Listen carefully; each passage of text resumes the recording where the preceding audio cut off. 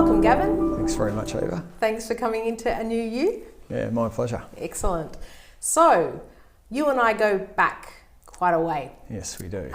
You were a young physio running a program of your initiation. It was pretty groundbreaking back in the day, and I could literally run before I could walk. So, and that was part of the reason I stayed here in Melbourne for about nearly 2 years after my injury, doing rehab. What have you done since then? Yeah, quite a bit. So, when I started out in brain injury, a lot of people have brain injuries at young adults, and so back in those days, I was the peer of the patient, whereas now I'm like the peer of the parent of the patient.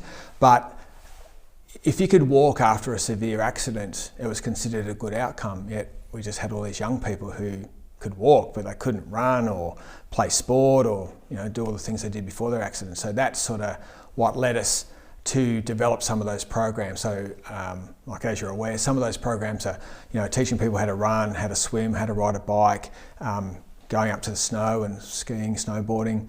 And so what we tried to do at the time and then since then is just develop programs to get people back to doing what they were doing before their accident. So most rehab in hospitals is about getting people up and out of hospital, whereas the criteria for being discharged from hospital are not the same criteria for getting on with your life.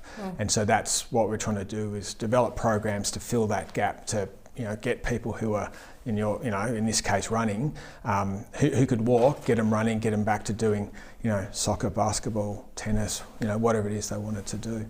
So before you started the running program, was it literally only getting people walking and then they would go home? Yep, there was no running at all. So what inspired you to begin the running? I can remember you being pretty fit back then, and so what did your love of exercise initiate that or inspire that? It probably helped it. It probably didn't inspire it. I think probably the main inspiration was I just felt so terrible for the patients. That they were getting told they were having they'd had a good outcome because they could walk, and that was not necessarily any sort of guarantee when they, wake up out of their comas. And yet, from a quality of life perspective, they just weren't able to do what they did beforehand. So, and like I said, I was the peer of the patient at the time. I thought, if that was me, I wouldn't be happy unless I was back doing, X, Y, and Z. So that's what we tried to do. So, as you're aware, I've got some great colleagues, and so, together we just, problem solving, what's going wrong, just at a higher level. And so my own sporting background, I suppose, helped, because what we were really doing was thinking about, what you do training wise in sport and pulling that back, and what we do in typical rehab and progress that. So it sort of met in the middle, and we'd have not necessarily smooth, but a plan and progression to transition people to higher levels. I went to the snow with you in 2001 with 4 other brain injured people, and there was an investigation to see whether the skills that we would learn skiing would transfer to our gait. What other new approaches to rehabilitation have you initiated? So probably since you had your accident compared to now, the field is not quite flipped on its head, but it's changed a lot. So 20 years ago and plus, it was thought that the main issues related to people having trouble moving, regardless of arms or legs, was related to spasticity and things like that. And so that was a massive field, and it still is, but about that time there started to be a transition, and people realised, well, it's not just about spasticity. A big problem is also weakness, and we need to make people stronger so they can walk better, run better, swim, do whatever. So it's one of the biggest changes in any field of physio, that 20 odd years ago, no one was doing strength training with people who've had brain injuries or stroke or cerebral palsy, and now everyone's doing that. And which I think sort of makes sense, and there's no real downsides to it. So that has really been like what we've done for the last 20 odd years in terms of our research and clinical programs, is to look at, what are the best exercises to get people going and get, what they want to achieve. Well, I want to pick you up on that, because you talked about how developing people's strength is the new frontier. Yeah. Are you speaking about purely or solely weight training or anything else? I just would like to discuss this with you. Yeah, so there's different types of strength training depending on what you want to achieve. So, there's a type of strength training and the rules and how you go about it are just developed to make you stronger. Whereas there's other guidelines in terms of strengthening guidelines that focus towards the outcome you want to achieve. So, if you think of very basic example, like a world-class swimmer, cyclist, runner, they're all going to benefit from having stronger legs, but they're not going to do the same exercises, okay? Because they've all got three different things they're trying to achieve.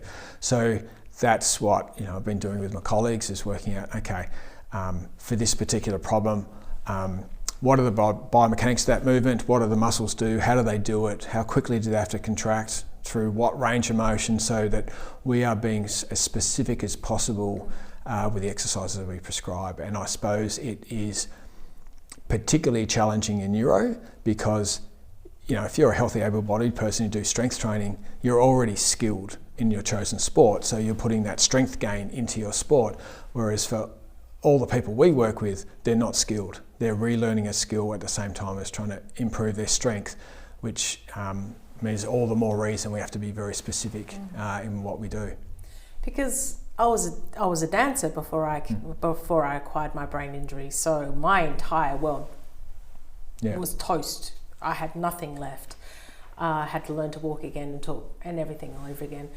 I found when I went back to Adelaide that the TAC told me that they were paying for the gym for me to go and do weight training. And I found that by doing weight training, it actually made me more spastic. It actually made me more contracted and made my walking worse. So I was thinking to myself, this is not making sense.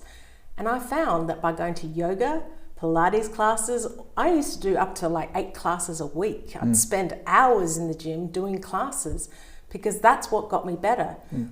It was, for me, I think the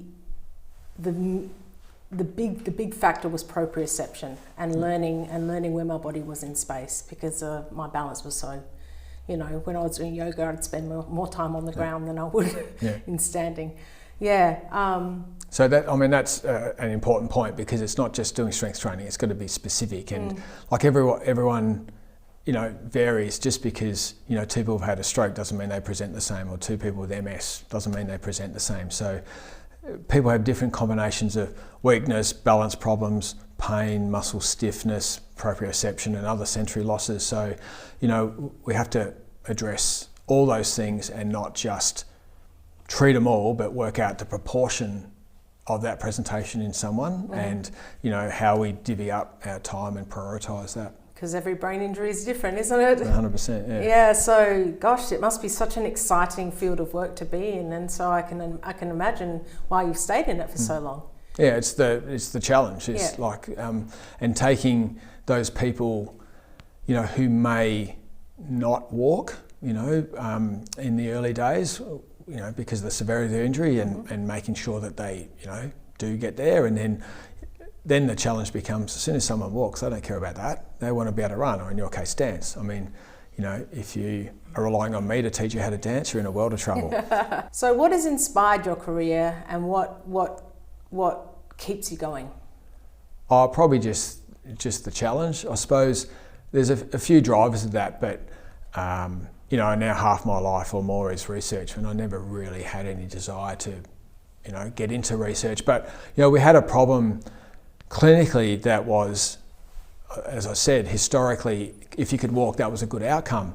But we had this running group, and we had all these people who were trying to, improve their outcomes and get them back to doing what they were doing before. So we didn't have any standardised way of measuring that. And the way the insurance companies, TAC and WorkCover and all these funding bodies, the way they work is you have to demonstrate that you're effective. So, we had to develop this outcome measure to show that what we were doing with running, skipping, hopping, jumping, all the high level stuff you need for sport and social leisure activities, that we were being effective. And it's not about making athletes out of our patients. It's just chase your kid around or cross the road more quickly and stuff like that. So that sort of led me to do a PhD so we could develop that. That was the only way I could really do it properly.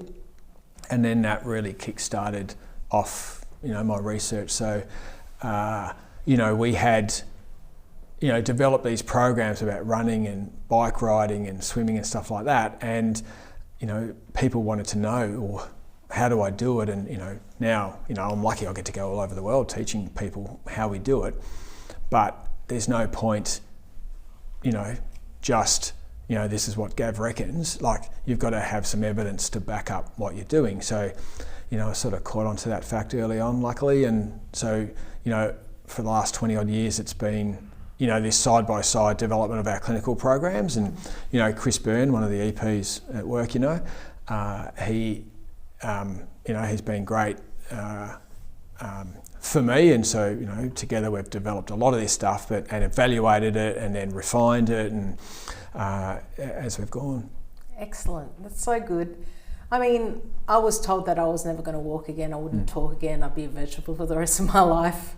I can remember Dad taking me into the Alfred in my wheelchair and me standing up, and the neuro that looked after me on the night, his jaw just falling to the ground. And I just think it would be such a fulfilling thing for you to be able to help people buck what the professionals said about them when they entered, or when they acquired their injury. Yeah, I think it's great. Thank you very much, Gavin. No worries, you're welcome.